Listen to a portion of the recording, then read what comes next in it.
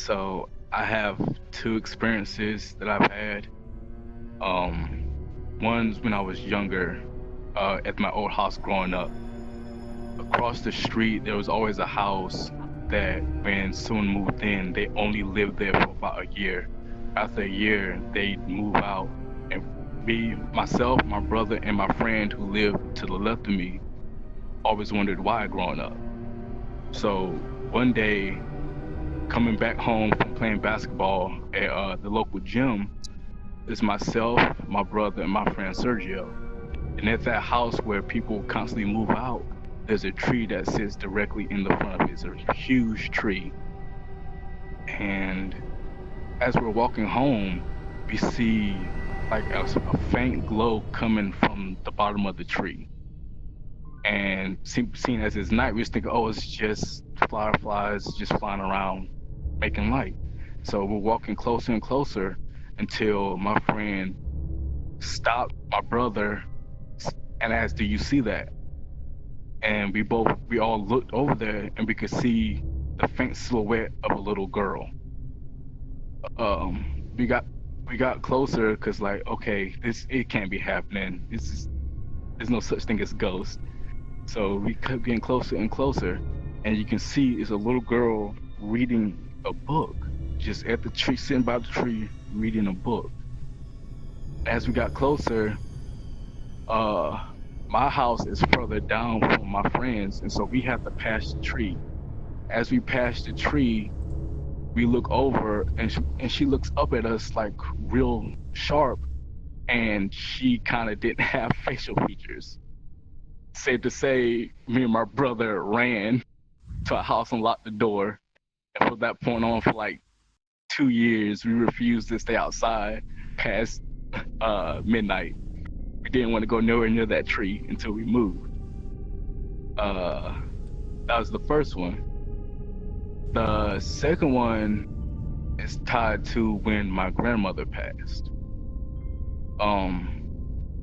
Around the time my grandmother got really sick, she was bedridden. And so naturally my brother and I would stay at her house, spend the night at her house because we had a real close bond. And one night, I'm sleeping on the couch because she didn't have multiple rooms for all of us to sleep in. And I could hear like faint sounds of chains getting closer and closer. I can't move. For some reason, I can't get up. Like, I can hear, it's like I have a feeling someone's in the house, but I can't get up. But I hear chains getting closer and closer and closer. All of a sudden, my whole body gets really, really cold. And I hear faint whispers like the wind. And then it goes away. That morning, I told my grandmother what happened, and she started to cry and say, "It's okay. Just know that I love you," and all that. Next morning, the next night, because we stayed over the following night, I had heard the same chains again, but this time, instead of stopping at me and getting cold, it went and it sounded like it was going to my grandmother's room. Once it was there, the sound disappeared, and when I woke up that morning, my grandmother had passed.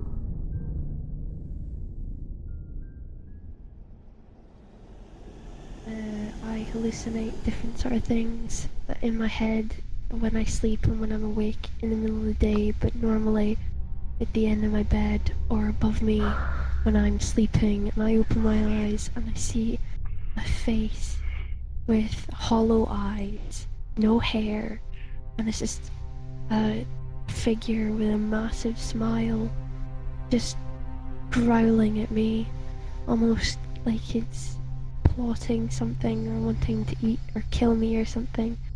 And I hallucinate that, little kids and things at the end of my bed laughing, and some nights I've been unable to sleep because of it, and it's been happening since I was 12 years old.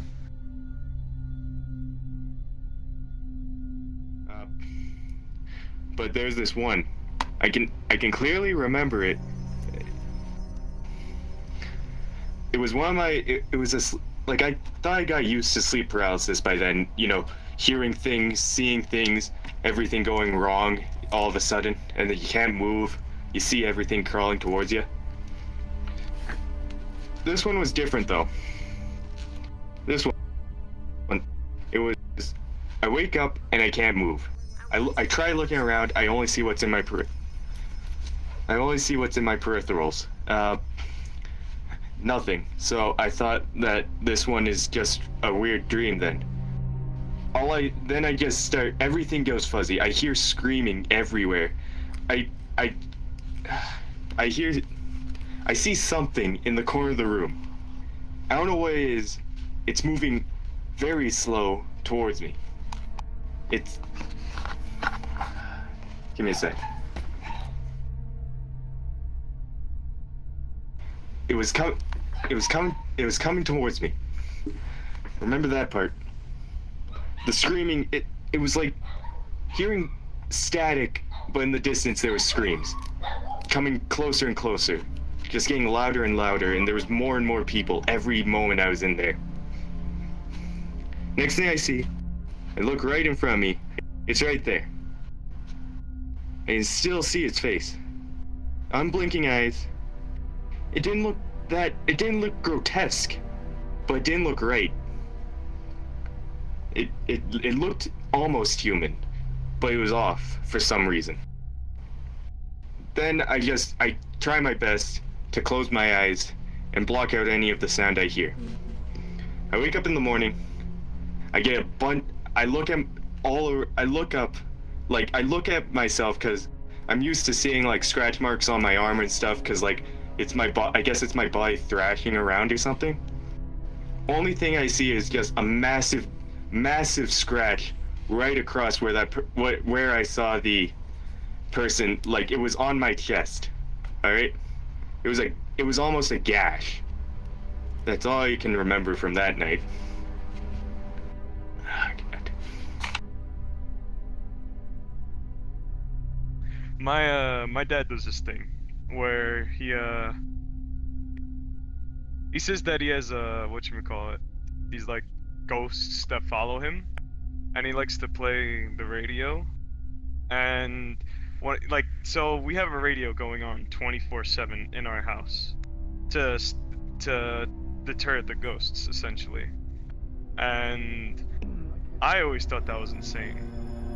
But then the one night that my father was away, and I decided to finally decided to turn off the radio. And when I turned off the radio, when I was sleeping, I swear I saw as a young kid, it may have been my imagination, but I always saw if I were to say if the doorway like that, I would see fucking something looking in. I would see this scary black and red fucking monsters looking in from my windows. I would see it next to my doors. It would always it always scared me that night. It was honestly one of the scariest nights I've ever had in my life. I personally believe in ghosts because I saw some of the scariest shit that night than I've ever seen in my whole life. Because that radio, it's something about the radio. I'm not sure if it's like Pavlov or something like that, but it actually does make you sleep. It actually feels like it makes you sleep better and keeps away the monsters. So I do believe in paranormal stuff.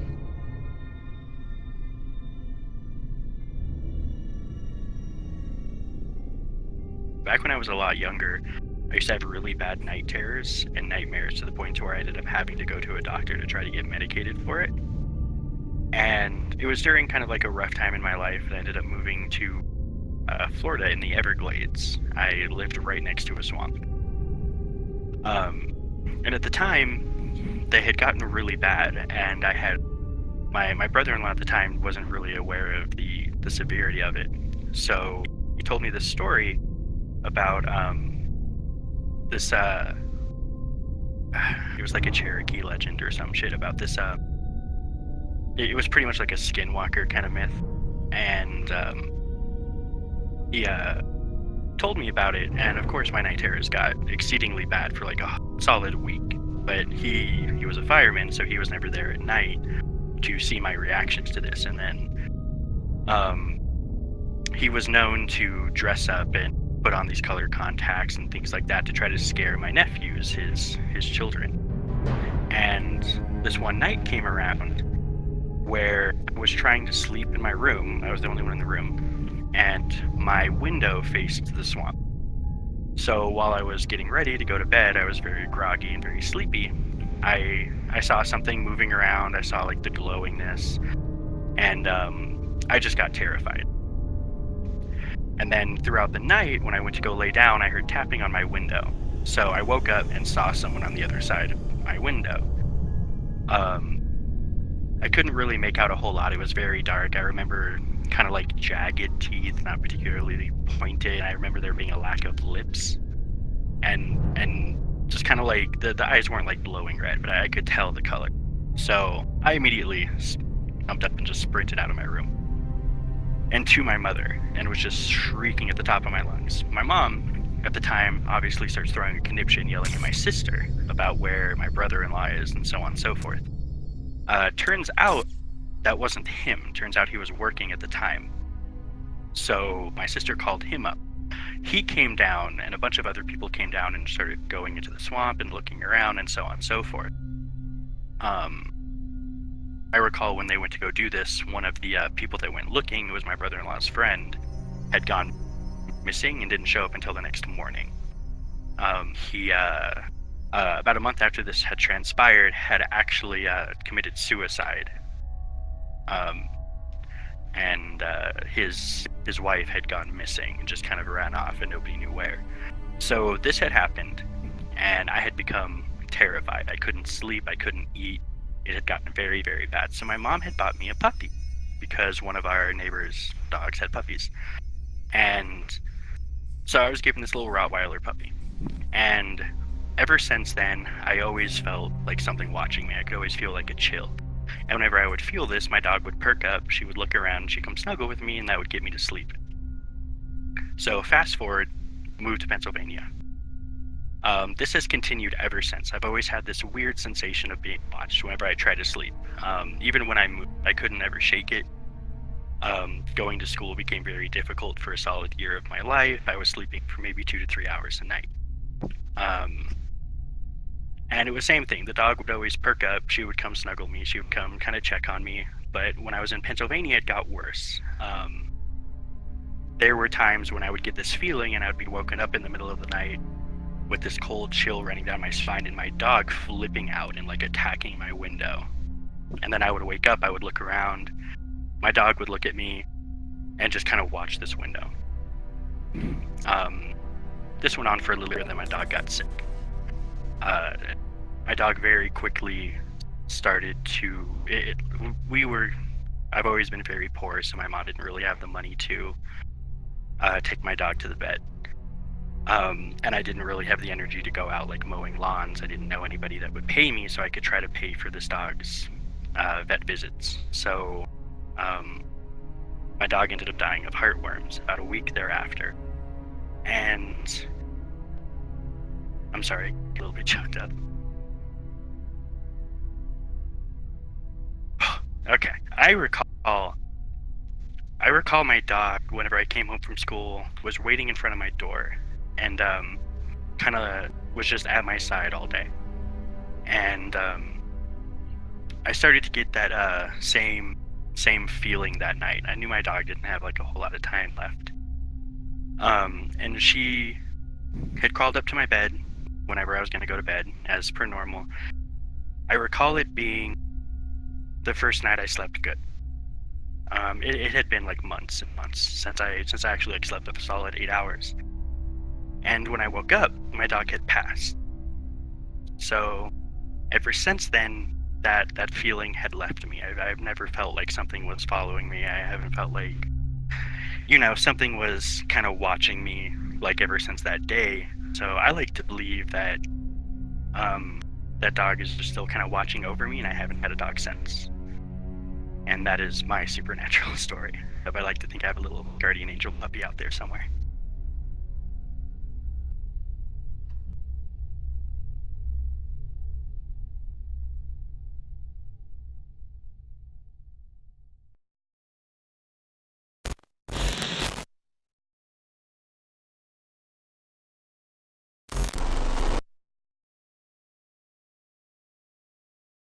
What about you, Wiener?